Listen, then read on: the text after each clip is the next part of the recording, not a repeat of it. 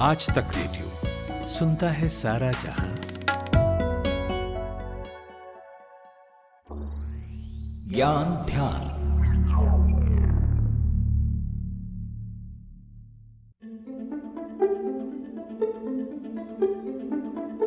वैज्ञानिकों ने इलेक्ट्रॉनिक त्वचा यानी कि ई स्किन का आविष्कार कर लिया है और दुनिया में नई हलचल पैदा हो गई है। ये त्वचा कागज के टुकड़े जितनी मोटी, नरम और लचीली होती है। अंतर्राष्ट्रीय विज्ञान पत्रिकाओं में इसके बारे में विस्तार से अध्ययन प्रकाशित किया जाता है। वैज्ञानिकों का कहना है कि इस ई स्किन का इस्तेमाल उन लोगों में किया जाता है जिन्हें शरीर पर गंभीर चोट लगी हो और वहां उसके गहरे निशान बन गए हैं। लेकिन ये ई स्किन का मसला क्या है?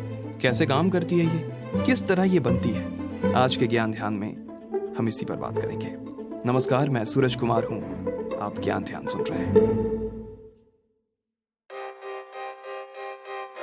तो दोस्त, एक साइंटिफिक रिसर्च में ये पाया गया है कि ई स्किन के रूप में जाने जाने वाली ये त्वचा वास्तव में इलेक्ट्रॉनिक सर्किट और सेंसर से तैयार एक उपकरण के समान है। ये भविष्य में जरूरतमंदों के लिए चमत्कार साबित हो सकता है। कैलिफोर्निया में स्टैनफोर्ड विश्वविद्यालय के जो वैज्ञानिक हैं, उन्होंने इस इलेक्ट्रॉनिक त्वचा या ई स्किन को विकसित किया है। इस तकनीक को झेनन बाओ की टीम ने तैयार किया है। रिसर्चर्स की उम्मीद है कि इस तकनीक से हाथों की उंगली, पैरों की उंगली पर ई त्वचा लगाई जा सकती है और दिव्यांगों को काफी मदद मिल सकती है। ई सेंसर तकनीक का परीक्षण एक चूहे पर पहले किया गया था। इसकी त्वचा एक तार के माध्यम से उसके मस्तिष्क में जुड़ी हुई थी, जिससे उसकी शारीरिक संवेदनाएं भी दिखती रहती थी। जब चूहे से जुड़ी इलेक्ट्रॉनिक त्वचा को एक स्पर्श से ट्रिगर किया गया तो उसने उसके मस्तिष्क को इलेक्ट्रॉनिक संकेत भेजा, जिसके बाद वो अंगों को मरोड़ने लगा। ई स्किन की अब खूबियों के बारे में आते हैं। रिपोर्ट के मुताबिक ई स्किन में वे सभी खूबियां हैं जिनके बारे में लंबे समय से बातें होती रही हैं। हालांकि वैज्ञानिकों की रिसर्च रिपोर्ट में कहा गया है कि इलेक्ट्रॉनिक त्वचा को फिलहाल सेंसर और सर्किट की आवश्यकता होगी। रिसर्च टीम ने इसे उपकरण के तौर पर एक पतली परत के रूप में उपयोग करने के लिए डिजाइन किया है, जो सिग्नल और वोल्टेज की ताकत निर्धारित करता है। अब ये फायदेमंद किसके लिए है, तो इस बात पर आते हैं। तो वैज्ञानिकों के मुताबिक इस ई स्किन का इस्तेमाल उन लोगों में किया जा सकता है जिन्हें गंभीर चोट लगी हो या किसी की त्वचा किसी कारणवश विकार से पीड़ित हो। ये उन लोगों के लिए भी फायदेमंद है जिन्होंने किसी दुर्घटना में अपने अंग खो दिए हैं। रिपोर्ट में यह कहा गया कि एक प्रत्यारोपण के जरिए यानी कि ट्रांसप्लांटेशन के जरिए इस पर सफलता पाई जा सकती है। फिलहाल ई स्किन को एक तार के सहारे बाहरी हिस्से से जोड़ने की जरूरत होती है।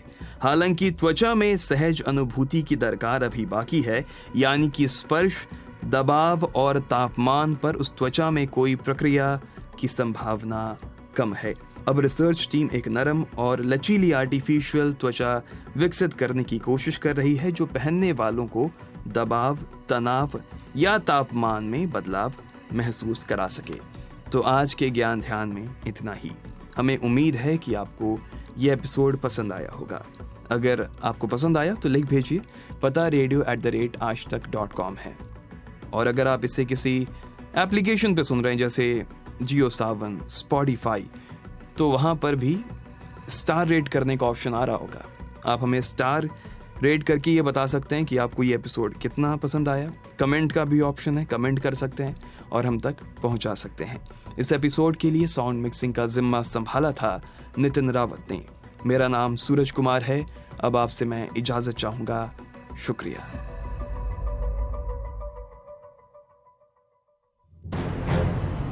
युद्ध का आरंभ होना है।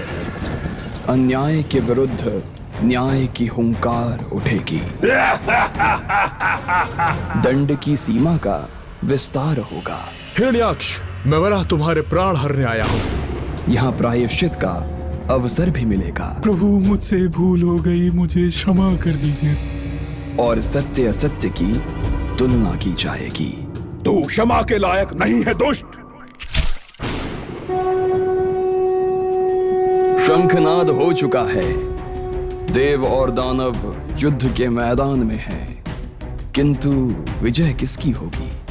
युद्ध के लिए हमेशा क्या दानव ही जिम्मेदार होंगे या पहल देवताओं की भी होगी? पता चलेगा देव दानव टेल्स में। आज तक रेडियो पर जल्द आ रहा है।